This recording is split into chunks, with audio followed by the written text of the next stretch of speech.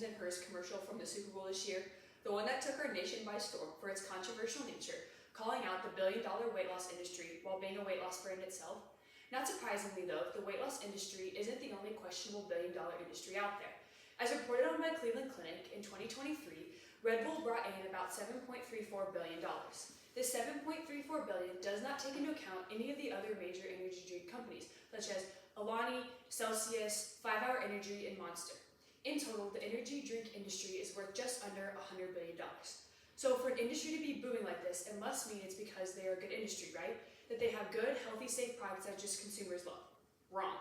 Through my thorough research and my own personal experience, I've learned that energy drinks aren't quite as glamorous as you may guess.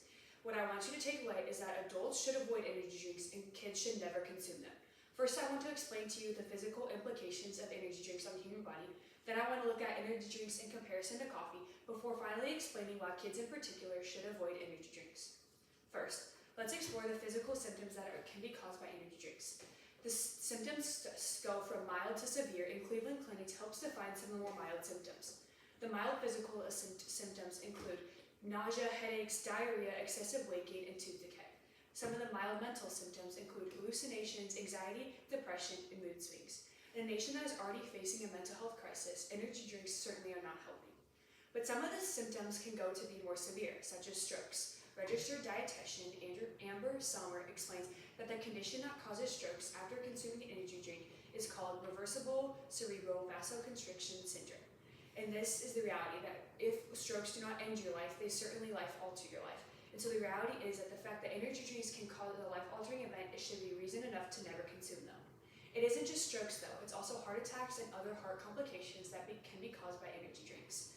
In a Mayo Clinic study, out of 144 sudden cardiac arrest patients, 5% of them had their incident immediately after consuming an energy drink. And the mean age of those in this study was 29 plus or minus 8. This means that young 20-year-olds and young 30-year-olds are having heart attacks because of their energy drinks, and that's a scary thought. It isn't just heart attacks, it's also other heart-related issues. Dr. Atkins at the University of Rochester Medical Center explains that increased blood pressure, increased resting heart rate, and irregular beats can all be caused by energy drinks, and these can then lead to heart attacks. I've had personal experience with this. A couple years ago, I was in a volleyball tournament, and a girl a couple courts down went into sudden cardiac arrest after consuming 2 energy drinks and then trying to play, and she was just a teenager. Here's the thing, I understand that most people who consume energy drinks aren't going to immediately have a heart attack, but those with pre-existing heart conditions are at an increased risk. The problem is that a lot of people don't know that they have a heart condition. Explained by Dr. Ackerman at the Mayo Clinic, 1 out of 200 people have a pre-existing heart condition, and most of them don't know they have it. This is scary because a person could innocently pick up an energy drink, consume it, and then have a cardiac arrest, and they never knew that they had a heart condition in the first place. Even though these physical symptoms are possible and they're made aware, a lot of people don't like the negativity surrounding energy drinks, specifically in comparison to coffee. One of the things that is specifically in question is energy drinks that much worse than coffee when in comparison to the caffeine intake? Here's the thing, pediatric dietitian Diana Schnee helps illuminate this issue for us. She says that a cup of cola contains about 45 milligrams of caffeine and a cup of coffee contains about double of that. And energy drinks vary greatly, but they can pack a punch between 400 and 500 milligrams of caffeine.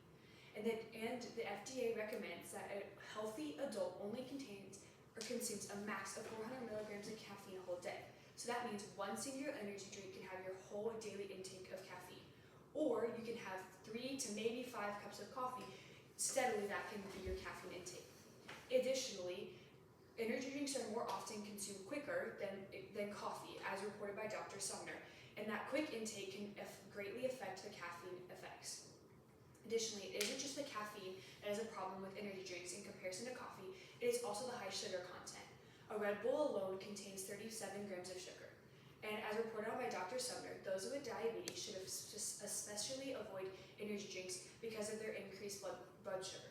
And it isn't those just with diabetes. As I explained earlier, excessive weight gain and tooth decay can both be caused by energy drink consumption, and that is both linked to the high sugar content. However, it isn't just the caffeine or the sugar that's the problem, it's both of these in addition to other chemicals that make energy drinks particularly dangerous. Dr. Sumner adds that in addition to the caffeine intake, there's also other powerful chemicals such as taurine, an amino acid, and other herbal extracts that are added to energy drinks that when put all together, it makes them a powerful concoction. Healthline goes goes on to add that a single energy drink can contain 10 times the daily recommended amount of taurine in one single drink. The baseline reality is that energy drinks are chemically made. They are not natural sources, and so we don't know what you're putting in your body, and also we don't know the effects of that. So if you want to take a caffeine drink and you want something to enjoy, choose coffee or tea that are naturally produced, and so you know what you're putting in your body. By now, I hope that you're beginning to see that energy drinks really are not a good option and that they have really negative implications. But I want to finally explain to you why children in particular should never consume an energy drink.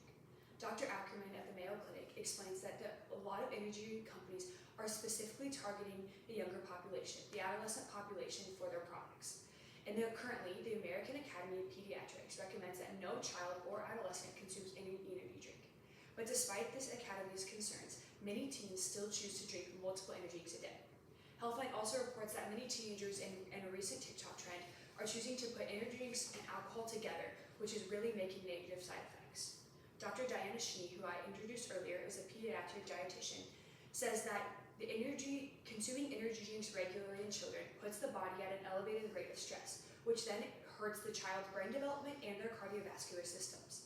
And Dr. Atkins, who I also introduced earlier, goes on to add about the cardiac effects, that many young people, it's rare that young people have cardiac episodes, but new studies are linking cardiac episodes in young people to energy drinks, and that's a scary reality. The scariest part about all of this is that the FDA is doing absolutely nothing to protect our young people. Dr. Schnee goes on to add that currently the FDA does not regulate the amount of caffeine in energy drinks. So they can report having 200 milligrams of caffeine when in reality that drink contains 250. The Mayo Clinic goes on to add that they do not regulate any of the claims that energy drink companies make. So a lot of energy drinks claim that they are made of natural ingredients, but in reality they are chemically filled and nothing natural about them. The final part about the FDA is that the FDA sets the standard of 400 milligrams of caffeine max for an adult in a day, but they don't even set a number for children. So the lack of regulation on claims and ingredients and the lack of guidance on the caffeine intake, it's best that children just avoid energy drinks altogether.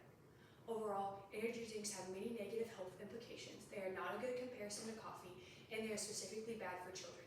I hope that I opened your eyes to see that energy drinks are particularly harmful and should be avoided at all costs. The last thing I want to say is this is not an issue to take lightly. The Mayo Clinic just recently said that this issue is way worse than they thought and that they are taking prudent steps to make sure everyone is aware of these effects. So if the biggest and best World Health Organization in our world is really sounding the alarm bells, we should listen. We should avoid energy drinks and we should protect our health so we can enjoy many more years to come.